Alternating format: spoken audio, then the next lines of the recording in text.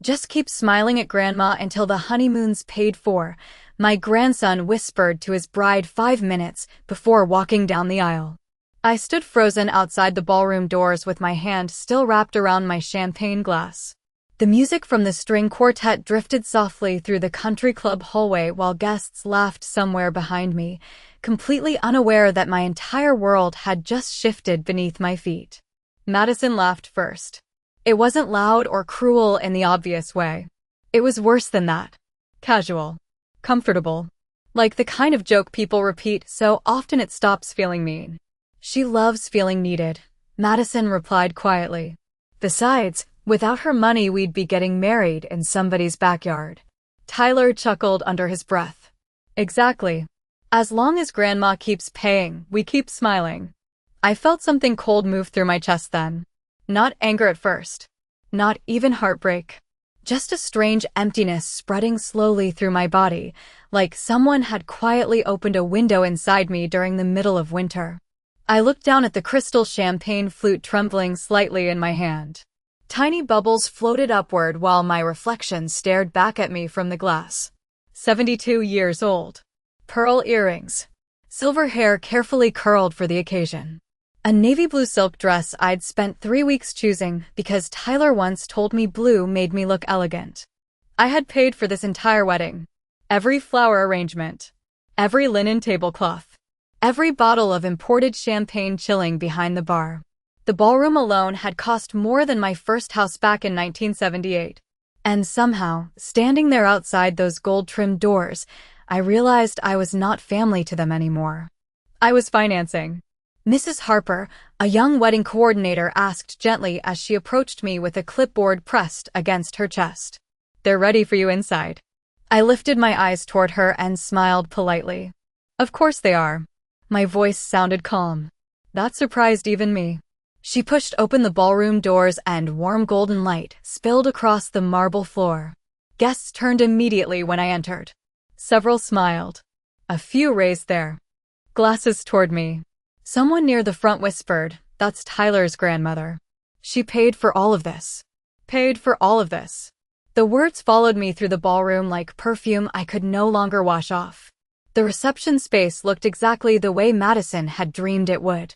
White roses draped across towering centerpieces. Candlelight flickering against crystal chandeliers. A 6-tier wedding cake positioned beneath a wall of orchids flown in from California that very morning. The band played soft jazz near the dance floor while servers carried trays of lobster crostini and champagne through the crowd. It was beautiful. Painfully beautiful. And every inch of it existed because I had written the checks.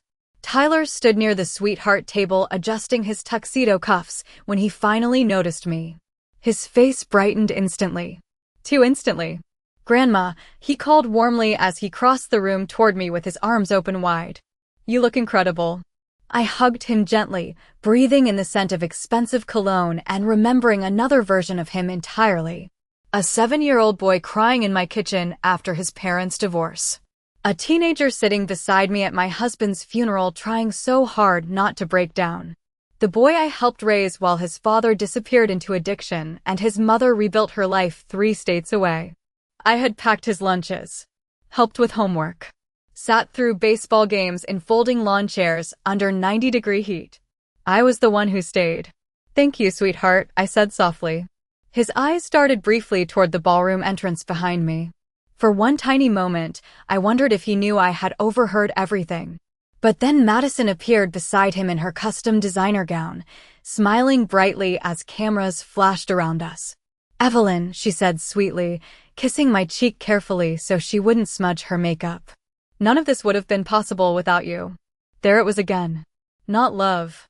Not gratitude. Transaction. I smiled anyway. "I'm glad the day turned out the way you wanted." Madison squeezed Tyler's arm and laughed lightly. "Trust me, after the invoices this week, I think your grandmother deserves honorary sainthood." Several nearby guests laughed politely. Tyler grinned. I did too. That was the strange thing about humiliation. Sometimes it happens so quietly nobody else notices.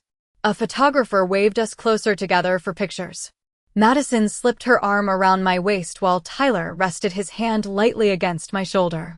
3 smiling faces beneath crystal chandeliers. A perfect American family frozen forever in expensive wedding photos. But standing there between them, I suddenly understood something I should have realized years ago.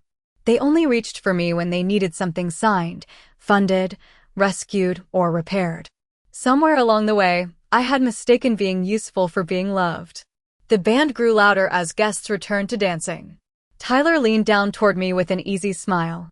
"Grandma, after dinner I wanted to talk to you about the condo payment schedule." And just like that, before the first dance had even begun, he proved every word I'd overheard outside that ballroom door. I barely touched my dinner that night. The filet mignon sat cooling beneath the ballroom lights, while conversations swirled around me in polished, cheerful waves. Glasses clinked. Silverware scraped softly against china. Somewhere near the dance floor, Madison's bridesmaids laughed so loudly several guests turned to look at them. It amazed me how normal the world could seem while something inside you quietly collapsed. I folded my napkin carefully onto my lap and watched a waiter refill champagne glasses at the neighboring tables. My own glass remained nearly full. Across the ballroom, Tyler stood with his arm around Madison's waist while photographers followed them from table to table. Every smile looked effortless. Every laugh rehearsed. And every few minutes, Tyler's eyes drifted toward me, checking, measuring, making sure I was still smiling the way generous grandmothers were supposed to smile at weddings they paid for. "Mrs. Harper," a soft voice asked beside me. I looked up to find a young server holding a tray of champagne. She could not have been older than 23. "Would you like another glass?" she asked politely. "No thank you," I said gently. "I think I have had enough celebration for one evening." She smiled awkwardly, clearly not understanding what I meant, and walked away toward another table. My seat had a perfect view of the ballroom entrance. I noticed things from there. The valet staff carrying armfuls of expensive wedding gifts into a side room. Guests complimenting the floral arrangements, while Madison proudly explained they had been imported overnight from Santa Barbara. Tyler's college friends joking about how Grandma Harper had deep pockets. Nobody whispered when they said it either. They spoke openly because nobody believed I would mind. Or perhaps they believed older women stopped hearing certain things after 70. The jazz band shifted into a slower song while dinner plates disappeared one by one. Madison's father stood for his speech first. He talked about family values, commitment, and blessings. I listened quietly while tracing the rim of my champagne glass with one finger. Then Tyler stood beside the sweetheart table holding his microphone with the same nervous smile he used to wear during high school graduation ceremonies. "I just want to thank everyone for being here tonight," he began warmly. Applause filled the room. Especially the people who made this day possible. His eyes found mine immediately. "My grandmother Evelyn has always been there for me no matter what." More applause. Several guests turned toward me smiling.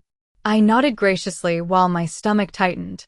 Tyler continued speaking about sacrifice, support, and unconditional love. Beautiful words. Smooth words.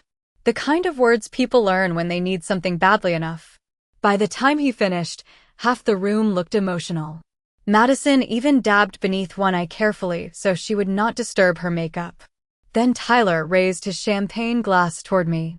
"Grandma, I would not be the man I am today without you." The ballroom erupted into applause again. I lifted my own glass politely in response. What else could I do? Tell 200 wedding guests their groom had joked about smiling at me for money less than an hour earlier? Humiliation rarely arrives loudly. Most of the time it hides beneath compliments. After dinner, guests crowded toward the dance floor while the newlyweds prepared for their first dance. I excused myself quietly and walked toward the hallway outside the ballroom. The silence there felt cool against my skin after hours beneath music and conversation. I stopped near a long table lined with wedding invoices, vendor folders, and leftover place cards. One white envelope rested separately near the edge. My name was written across the front in Madison's sharp handwriting. Curious, I opened it slowly. Inside was another invoice from the wedding planner. Additional floral upgrades. Extended bar service. Transportation costs. Total balance due, $14,300. Attached to the invoice was a handwritten note from Madison. Evelyn, we ran slightly over budget this week. Tyler said you would understand. Thank you again for making our dream wedding happen. No love. No affection.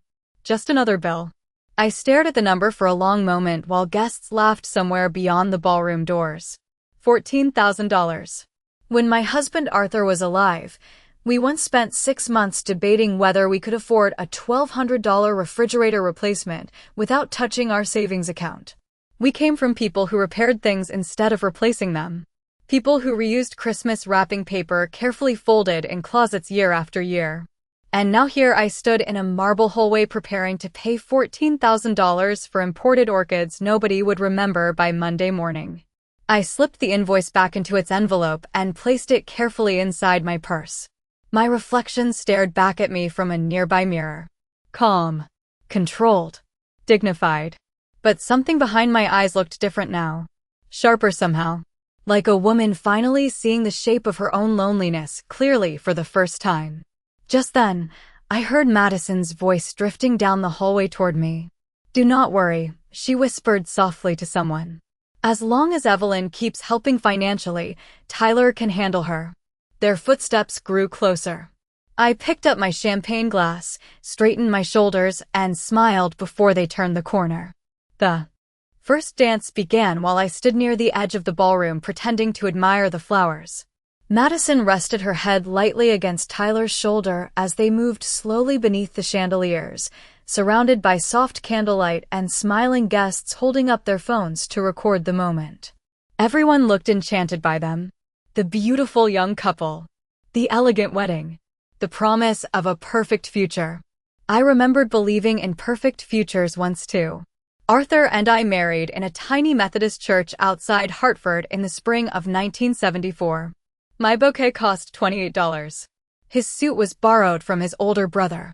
We could not afford a honeymoon, so we spent our first weekend together repainting the kitchen in our little starter home because the previous owners had smoked indoors for 20 years. We laughed the entire time. There had been no ballroom. No imported orchids. No 5-figure invoices waiting in hallways. But there had been love. Real love. The kind that stayed when life became inconvenient. A server carrying empty champagne flutes nearly bumped into me as guests applauded the end of the dance. Sorry about that, he said quickly. Long night. You are doing just fine, I assured him gently. He smiled gratefully before disappearing back toward the kitchen doors. I envied him suddenly. At least he was being paid honestly for his labor tonight. Tyler and Madison moved from table to table greeting guests while the band shifted into louder music. I noticed how differently Tyler touched people depending on who they were. With his business associates and friends, his handshakes looked confident and natural. With me, every hug lingered half a second too long, almost performative, like he wanted the room to witness his affection. Around 10 o'clock, Madison finally sat beside me for the first time all evening. Her white satin gown spread elegantly across the chair while she kicked off one expensive heel beneath the table. I swear my feet are going to fall off, she laughed lightly. Weddings are beautiful but exhausting. You look lovely, I replied. Thank you again for everything, Evelyn. There it was again. Everything. Never specifics. Never warmth. Just broad polished gratitude delivered like customer service. Madison glanced around to make sure nobody was nearby before lowering her voice slightly. Oh, before I forget, Tyler wanted me to ask if you had a chance to look at the updated condo paperwork yet. I folded my hands neatly in my lap. Not yet. The realtor is pushing for signatures Monday morning, she said carefully. The down payment deadline moved up unexpectedly. I studied her face while she spoke. She was beautiful in the carefully curated way magazines liked. Smooth blonde hair. Perfect white teeth. Skin untouched by stress or hardship. She looked like someone who had always expected life to arrive gift-wrapped. How much is the updated amount? I asked quietly. Madison smiled as if discussing weather. Only another $90,000. Only. I nodded slowly. $90,000. The same amount Arthur and I once spent 12 years paying off on our mortgage. Madison touched my arm gently. I know it is stressful, but Tyler keeps saying how lucky he is to have you. Lucky. The word sat strangely in my chest. Not loved. Not cherished. Lucky. I looked toward the dance floor where Tyler laughed with several groomsmen near the bar.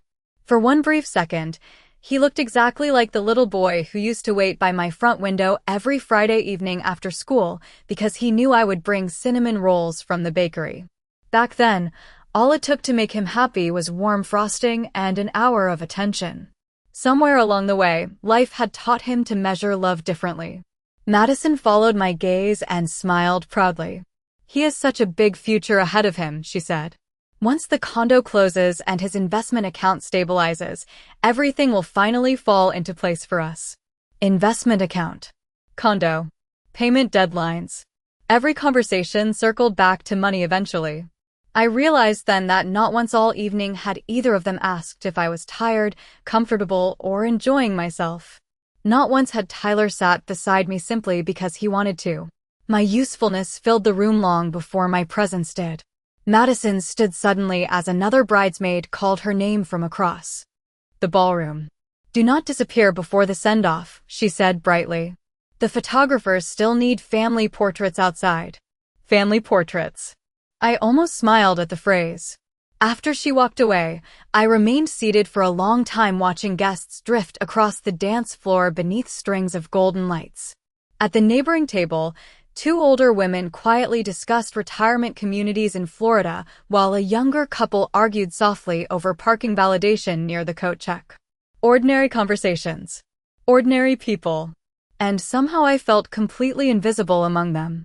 Then I noticed a folded seating chart lying abandoned near the centerpiece beside me. Curious, I opened it slowly. Every guest's name had been handwritten in elegant calligraphy. Politicians near the dance floor. Business associates beside the stage. Madison's parents at the sweetheart table. My name sat alone near the bottom corner beside the words, Table 18. Vendor family. I stared at those two words until the ballroom lights blurred softly in front of me. Vendor family. Not grandmother. Not honored guest. Not family matriarch. Something colder. Something transactional. I folded the seating chart carefully and slipped it into my purse beside the unpaid invoice. Then I lifted my eyes toward Tyler laughing across the room beneath thousands of dollars of crystal lighting I had purchased for him. And for the first time all evening, I stopped making excuses for what I was seeing. The wedding finally ended a little after midnight. Guests gathered outside beneath strings of hanging lights, while sparklers flickered against the dark Connecticut sky. Madison and Tyler stood at the center of the crowd laughing as photographers shouted directions and camera flashes lit up the country club driveway every few seconds. I stood near the back holding my coat closed against the October wind while watching everyone celebrate the beginning of a future I had helped finance. Tyler kissed Madison's forehead softly while their limousine driver loaded suitcases into the trunk. The crowd applauded as they climbed inside together. Then, just before the car door closed, Tyler leaned back out and looked directly at me. "Do not forget about Monday morning, Grandma," he called with a cheerful smile. "The condo paperwork." Several guests nearby chuckled lightly as though he had made some harmless family joke. I smiled and nodded. The limousine disappeared down the long curved driveway while people slowly drifted toward the valet stand collecting coats and car keys. Within 15 minutes the celebration was almost completely gone. That was the strange thing about expensive parties. They vanished quickly once the music stopped. I remained outside alone for another minute listening to dead leaves scrape softly across the pavement beneath my heels. Then I walked back inside the ballroom one last time. The room looked different now. Empty champagne glasses covered half the tables. Wilted rose petals clung to damp tablecloths. One exhausted employee vacuumed near the dance floor while another boxed leftover wedding cake into white cardboard containers. Without guests and music, the ballroom no longer felt magical. It felt rented. Temporary. Tired. I walked slowly between the tables until I reached the sweetheart table where Tyler and Madison had spent the evening smiling for cameras beneath white orchids and candlelight. Someone had already removed most of the flowers. Only scattered petals and abandoned champagne flutes remained. A folded napkin rested beside Madison's untouched dessert plate. Red lipstick marked the rim of her glass. I stared at it quietly while memories rose inside me one after another like old photographs drifting loose from storage boxes. Tyler at 8 years old asking if I could stay after his school play because his parents forgot to come. Tyler at 13 crying in my kitchen after getting suspended for fighting because another boy mocked his father's addiction. Tyler at 16 begging me not to sell Arthur's old pickup truck because he wanted to restore it one day. "You are all I have sometimes, Grandma," he told me once during a thunderstorm when the power went out at my house and we sat eating canned soup by candlelight. I believed him then. Perhaps he believed it too. I sat carefully in one of the empty ballroom chairs and rubbed my fingertips across the smooth white tablecloth. Over the years I had paid for more things than I could count. Braces, summer camps, college tuition, emergency credit card debt, his first apartment deposit after graduation. When he wanted to launch a small investment company with 2 college friends, I quietly transferred $75,000 from my retirement account because he looked so hopeful explaining his business plans across my kitchen table. "I will pay you back every penny," he promised. I told him not to worry about it. Family helped family. That was how Arthur and I were raised. But sitting there alone in the half-clean ballroom, I realized something painful. Every time Tyler needed rescuing, he became affectionate again. Every financial emergency came wrapped in warmth. He called more often when payments were due. He visited more frequently when investments failed. Even birthday flowers seemed to arrive suspiciously close to requests for help. The pattern looked obvious now. So obvious, I almost felt embarrassed for missing it all these years. A tired-looking bartender approached carrying a tray of abandoned glasses. "Ma'am, we are closing up soon," he said kindly. "Can I call someone to drive you home?" "No thank you," I answered softly. "I can manage." He nodded politely and continued working. I watched him disappear behind the bar before opening my purse slowly. Inside rested the seating chart marked vendor family beside the unpaid $14,000 invoice.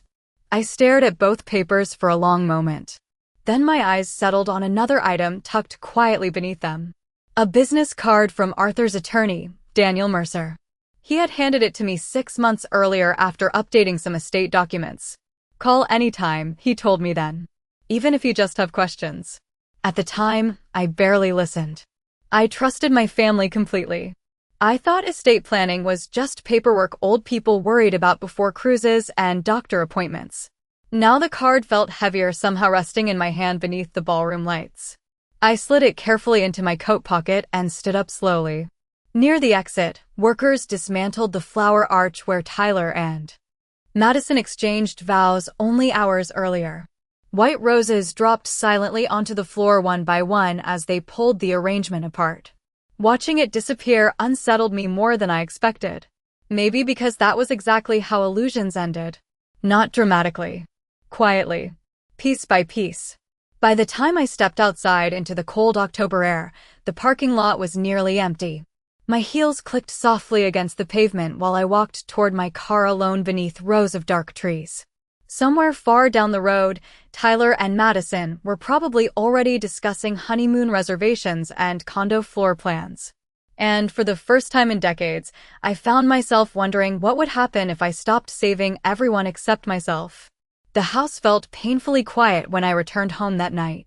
I unlocked the front door just after 1 in the morning and stepped into the same colonial home Arthur and I bought 39 years ago when Tyler was still learning to ride a bicycle in our driveway.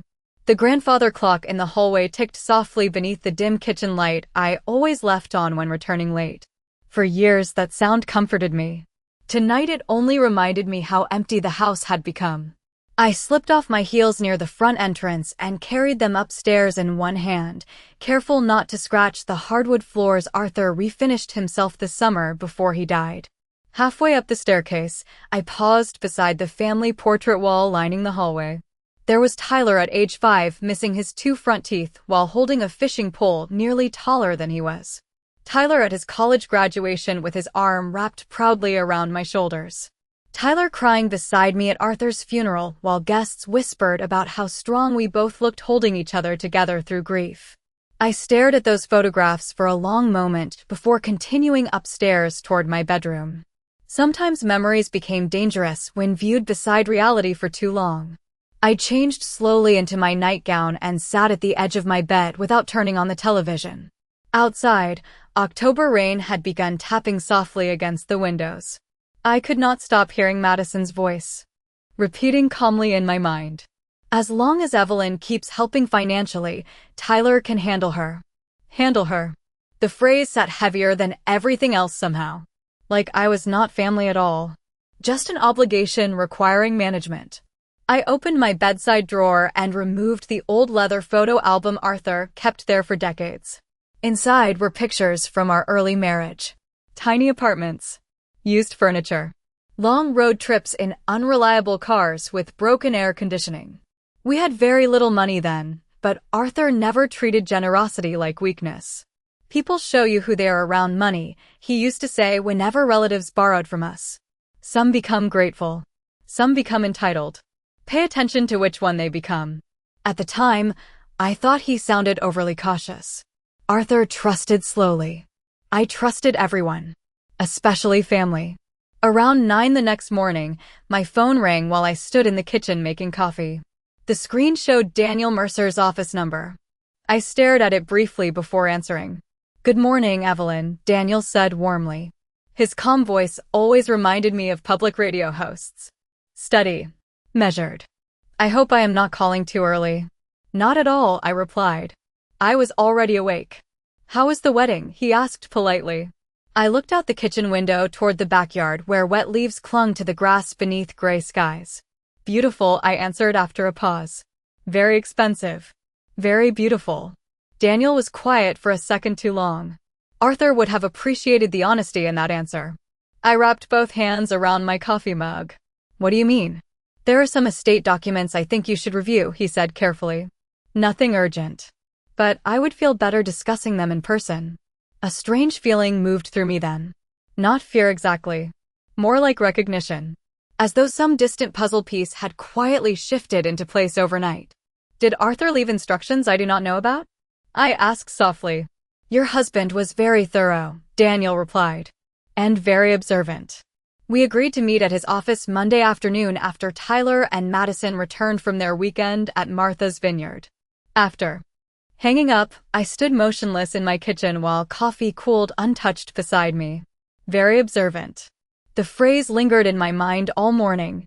Arthur noticed things other people missed. During dinner parties, he always knew which couples were fighting before anyone else did. He could spot dishonesty in business meetings within minutes. Toward the end of his life, after Tyler started asking for larger and larger financial favors, Arthur occasionally grew quiet watching him speak. At the time I assumed it was generational misunderstanding. Arthur valued restraint. Tyler admired ambition. Now I wondered if Arthur saw something I refused to acknowledge. Around noon, my phone buzzed with a text from Tyler. "Hope you got home safely last night, Grandma. Everyone loved seeing you. Do not forget we need those condo signatures Monday morning. Love you." I read the message 3 times. Not one question about how I felt. Not one mention of spending time together after the wedding. Just paperwork wrapped inside affection again. I placed the phone face down on the counter and walked slowly toward the dining room. Sunlight filtered weakly through the windows onto the long oak table where Arthur and I hosted Thanksgiving dinners for nearly 4 decades. I pulled out one chair and sat quietly staring at the empty room. For years I believed love looked like sacrifice. That if you kept giving enough, eventually people would understand your heart. But sitting there alone with rain tapping softly outside and Tyler's text still glowing inside my phone, another possibility began forming slowly inside me. What if constant rescuing had not strengthened my family at all? What if it taught them to measure my worth only by what I could provide? I lowered my eyes toward my wedding ring resting against the coffee cup in my hands. Arthur wore the same ring for 46 years without ever once making me feel like a transaction. Suddenly, I missed him with an ache so sharp it nearly stole my breath. Not because I needed saving, but because he would have told me the truth long before now. And deep down, I think he tried. Daniel Mercer's office occupied the 4th floor of an old brick building. overlooking the Hartford Riverwalk. Arthur always liked the place because it smelled faintly of leather books and polished wood instead of sterile corporate hallways. I arrived 10 minutes early Monday afternoon wearing a cream wool coat and carrying the same brown handbag I had owned for nearly 15 years. The receptionist greeted me warmly and offered coffee while I waited. I declined politely and sat beside the large windows overlooking the river.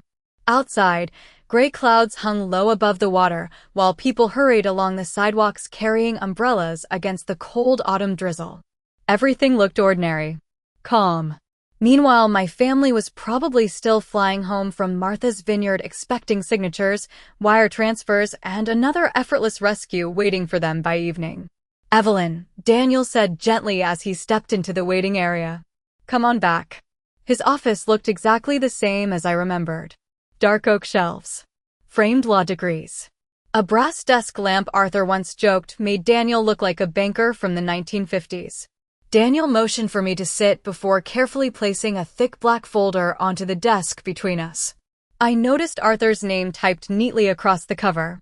My chest tightened unexpectedly. "Before we begin," Daniel said quietly, "there is something I need you to understand. Your husband loved you very much. Everything he arranged was designed to protect you, not control you." I lowered my eyes toward the folder. "Protect me from what?" Daniel folded his hands together slowly. "From people who might confuse your generosity with obligation." The room became very still after that. Rain tapped softly against the office windows while Daniel opened the folder and removed several legal documents held together with gold paper clips. About 3 years before Arthur passed away, he requested adjustments to the Harper Family Trust, Daniel explained carefully, specifically concerning Tyler's inheritance structure. My stomach tightened. "Why?" Daniel hesitated briefly before answering. "Because Arthur became concerned about Tyler's increasing dependence on your financial support." I stared at him quietly.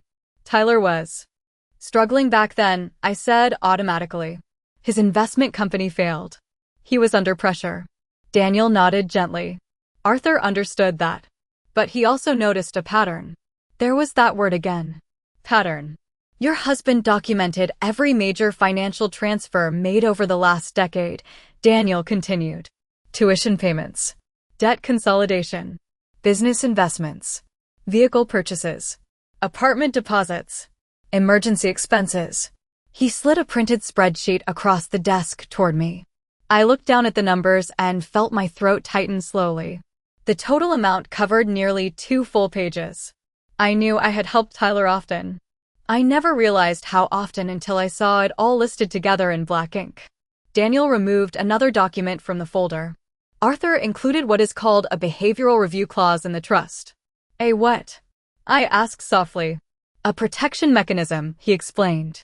"The trust allows you complete discretion over future distributions if you believe beneficiaries are manipulating, exploiting, or emotionally coercing you for financial gain." I blinked slowly. Arthur thought Tyler would exploit me? Daniel's expression softened. "I think Arthur worried you loved Tyler so much that you would ignore behavior that hurt you." My eyes drifted toward the rain outside the windows again. Hurt you. Such a simple phrase. Yet hearing someone finally say it aloud nearly unraveled something inside me. Daniel opened another section of the folder and removed a sealed white envelope. Arthur's handwriting stretched neatly across the front. "For Evelyn." My breath caught instantly. "What is this?" I whispered. "Your husband asked me to give you this only if I believed you needed clarity," Daniel said quietly. My fingertips trembled slightly as I opened the envelope. Inside was a single handwritten letter folded carefully in thirds. I recognized Arthur's handwriting immediately. Strong. Precise. Familiar enough to still feel like home after all these years. "Evelyn, if you are reading this, then something has happened that finally forced you to see what I noticed long ago." I stopped reading for a moment because my vision blurred unexpectedly. Daniel looked away respectfully toward the windows while I collected myself. After a long breath, I continued. "You have the kindest heart of anyone I have ever known. But kindness without boundaries attracts the wrong kind of hunger. Tyler is not a bad man. But somewhere along the way, he learned that your love always arrived attached to rescue.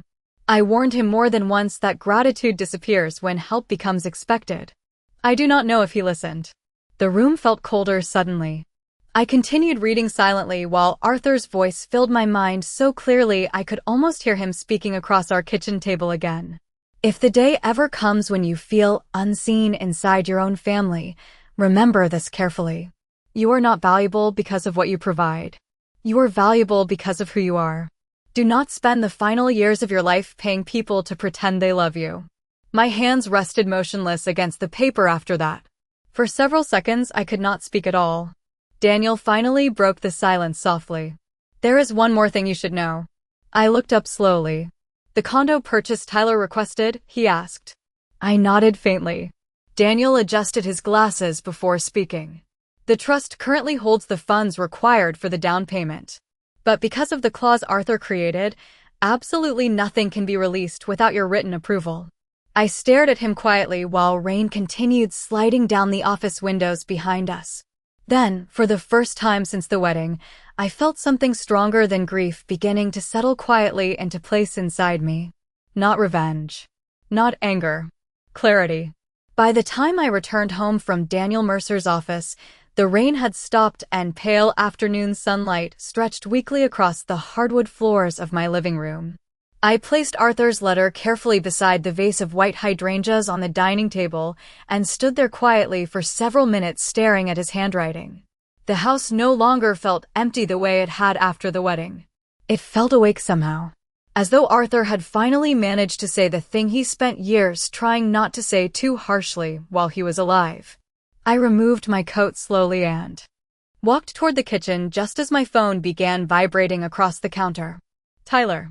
I watched his name flash across the screen 3 separate times before finally answering. Grandma, he said immediately, his voice bright and hurried. Hey, we just landed. I leaned lightly against the kitchen counter. I hope you both had a nice weekend. It was incredible, he replied. The house we rented overlooked the ocean. Madison barely wanted to leave. I noticed he said rented, not afforded. That sounds lovely, I answered quietly. There was a brief pause before his tone shifted slightly. More careful now. So listen, I spoke with the realtor this morning. We really need those condo documents finalized by tonight if possible. The sellers are getting nervous. I glanced toward Arthur's letter resting across the dining room table. I met with Daniel Mercer today, I said calmly. Silence. Not long. Just long enough. Oh, Tyler replied. About what? The trust. Another pause. This one heavier. Grandma, that sounds serious. Your grandfather left detailed instructions, I continued softly, including several protections regarding future distributions. Tyler laughed lightly then. Too lightly. You know Grandpa. He treated paperwork like military strategy. I said nothing. Tyler cleared his throat. So should I stop by tonight with the condo documents? The old version of me would have said yes immediately. The old version of me would have apologized for causing inconvenience before writing another check she could easily afford but no longer truly wished to give. Instead, I opened the refrigerator quietly and stared at the untouched leftovers from the wedding brunch Madison insisted the family take home in decorative boxes. Not tonight, I answered. I need more time. Another silence followed. Longer this time. More time for what exactly? Tyler asked carefully. I closed the refrigerator door gently. To think. His tone sharpened almost invisibly beneath the politeness. Grandma, the timing here is really important.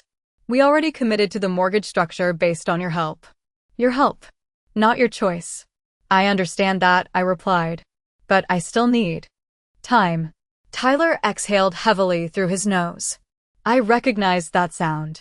He made it whenever things stopped moving in the direction he expected. Is Madison upsetting you somehow? He asked. Because she has been stressed and maybe she came across wrong at the wedding. I looked out the kitchen window toward the backyard where fallen leaves covered the stone path Arthur built himself 20 years earlier. Do you think she came across wrong? I asked quietly. Tyler hesitated again. I just mean weddings are emotional. Everybody says things they do not mean. There it was. My pulse slowed strangely the moment he said it. Not denial. Not confusion. Recognition. He knew exactly what I heard. What exactly do you think I heard, Tyler? The line became completely silent. For several seconds, all I could hear was distant airport noise somewhere behind him and the ticking grandfather clock in my hallway. Finally, he spoke again, softer this time. Grandma, come on. Not outrage. Not shock. Just exhaustion. Like a man tired of managing a complication. I closed my eyes briefly. You said you only invited me because I was paying. Tyler immediately lowered his voice. That was a joke. Was it? Obviously. I thought about the seating chart marked vendor family. The invoices. The whispers. Madison calling me their financial angel while asking for another $90,000. It did not feel like a joke, I said quietly. Tyler sighed again, louder now. Grandma, you are taking one comment completely out of context. What was the context? I asked. Another pause. Then came the sentence that changed something permanently inside me. You know how Madison is, he muttered. Sometimes it is easier to just smile and keep things moving. I stood motionless beside the kitchen counter while those words settled into place. Smile and keep things moving. Not defend me. Not correct her. Manage me. Calm me. Handle me. Suddenly I saw the entire relationship clearly.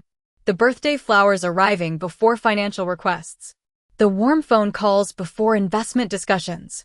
The exaggerated affection whenever money entered the conversation. It all connected now with painful precision. Tyler spoke again quickly. Look, I will come by tomorrow and we can talk everything through in person. I do not want you upset over something stupid. Something stupid. I lowered my eyes toward my left hand resting against the counter. Arthur's wedding ring still sat beside mine after all these years. No, I said softly. Tomorrow will not work for me. Tyler's patience finally cracked slightly around the edges. Grandma, this is not just about feelings anymore. There are legal deadlines involved. Legal deadlines. I almost smiled at the phrase. Yes, I replied quietly. I am beginning to understand that. Before he could answer, I ended the call gently and placed the phone face down on the kitchen counter. The house fell silent again except for the ticking clock in the hallway.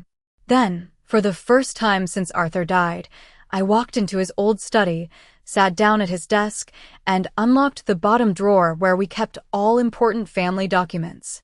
Arthur's study smelled exactly the way it always had. Cedarwood, old paper, and the faint trace of the pipe tobacco he gave up nearly 20 years before his heart finally failed him. I switched on the small brass desk lamp near the bookshelf and sat quietly in his leather chair while evening shadows stretched across the room. Outside, wind moved softly through the maple trees lining the backyard fence. The rest of the house remained completely silent. For years after Arthur died, I rarely entered this room unless absolutely necessary. It felt too much like stepping into a conversation that ended too suddenly. But that night felt different somehow. Not sad exactly.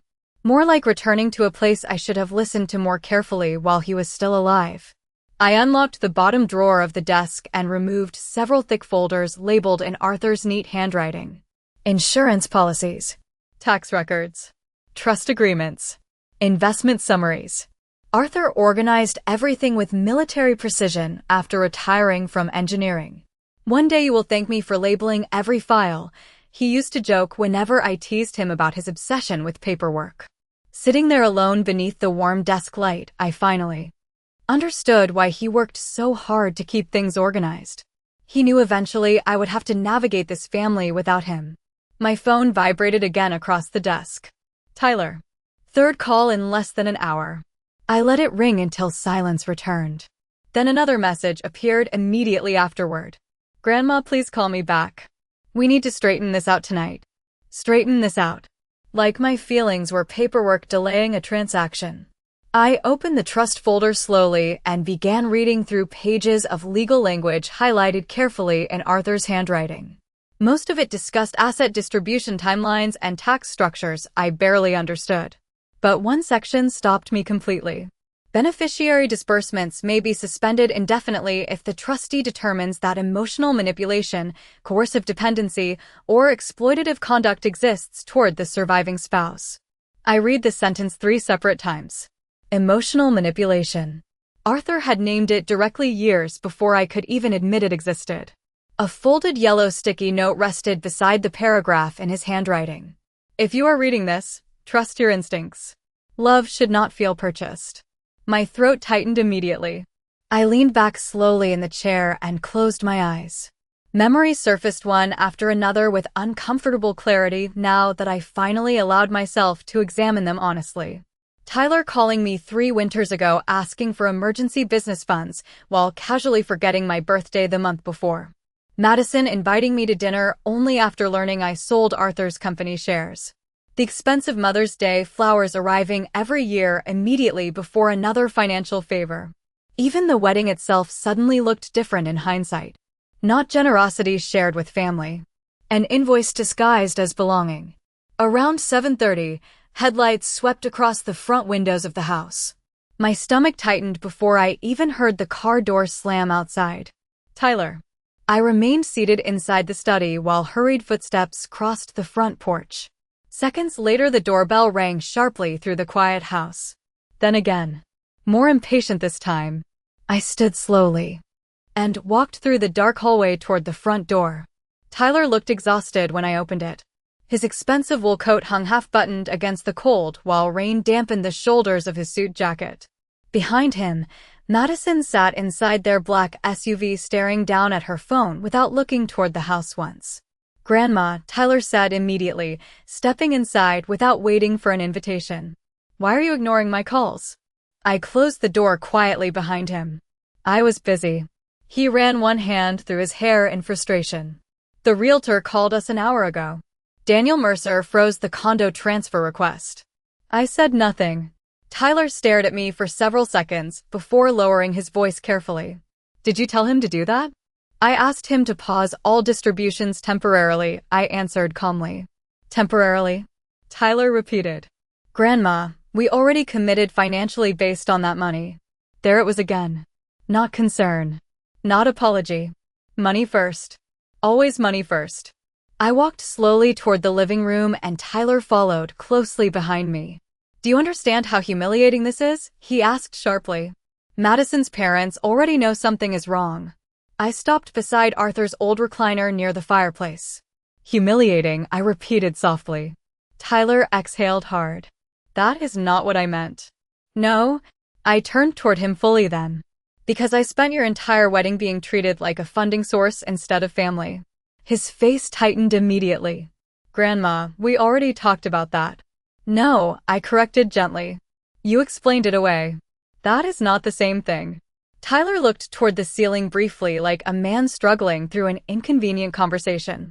"Look, I said something stupid. I admitted that. But freezing the trust over one overheard comment is extreme." One overheard comment. I thought about the seating chart. The invoices. Madison's whispers in the hallway. Vendor family.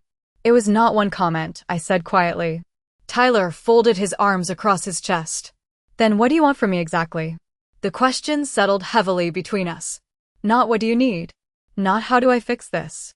What do you want from me? Transaction. Language again. Negotiation language. I looked at him for a very long moment before answering. I wanted a grandson who loved me even when I stopped opening my wallet. Tyler's expression changed then. Not guilt. Not heartbreak. Irritation. Just for half a second before he hit it again. But after everything Arthur showed me, half a second was more than enough. Tyler stared at me across the living room while rainwater slowly darkened the shoulders of his coat. For a moment neither of us spoke. The grandfather clock in the hallway ticked softly behind him, steady and familiar, the same way it had during every Christmas morning and birthday dinner we shared in this house for nearly 3 decades.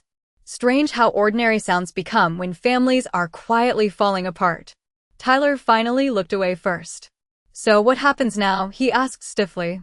I walked toward the fireplace and rested one hand lightly against the mantel Arthur built himself 20 years ago. Framed family photographs lined the shelf above it. Tyler at 12 holding his first baseball trophy. Tyler beside Madison during their engagement party last spring. Arthur smiling between us at our 40th anniversary dinner before illness hollowed his face during those final years. "Now," I repeated softly. Now I stop confusing guilt with love. Tyler let out a frustrated breath. Grandma, this is unbelievable. Is it?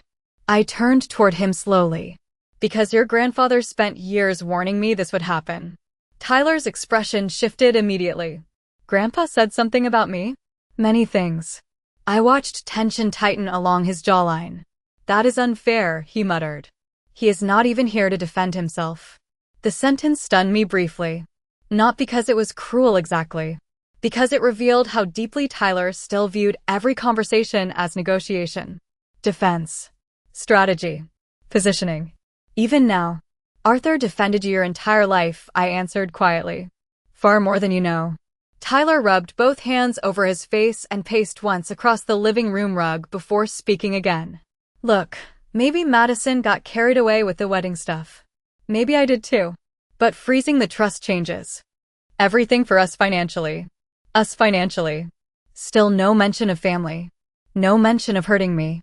I lowered myself slowly into Arthur's recliner while Tyler remained standing near the center of the room. Do you know what I kept waiting for? I asked softly. He frowned slightly. What? An apology that was not connected to money. Silence filled the room after that. Tyler opened his mouth once as though preparing to answer, then stopped himself. Finally, he spoke carefully. I am sorry your feelings got hurt. My chest tightened unexpectedly. Not because the words were harsh. Because they sounded rehearsed. Detached. Like corporate language drafted by someone hoping to avoid legal responsibility. I nodded faintly. Thank you for proving my point.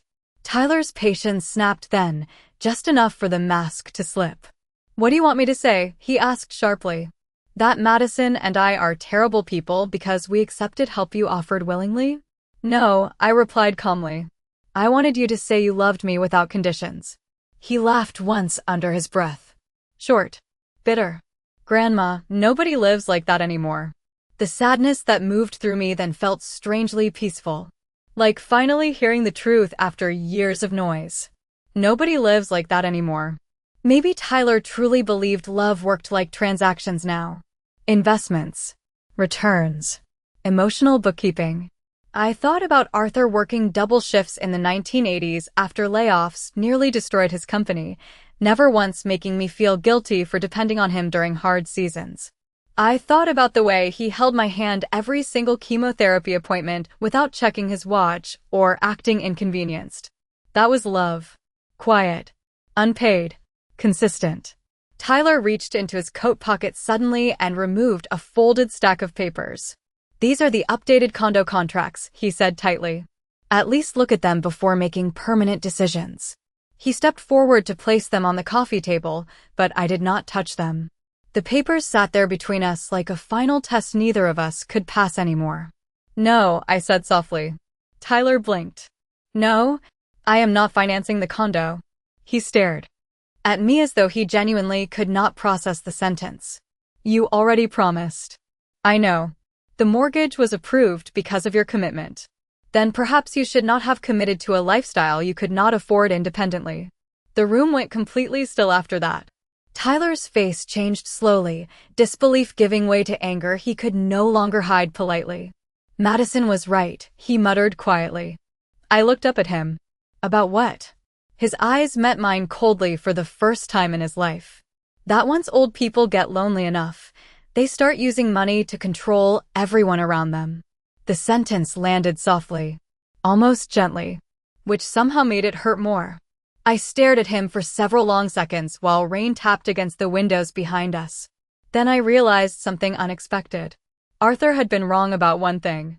Tyler was not manipulating me because he hated me. He was doing it because he no longer recognized the difference between love and leverage.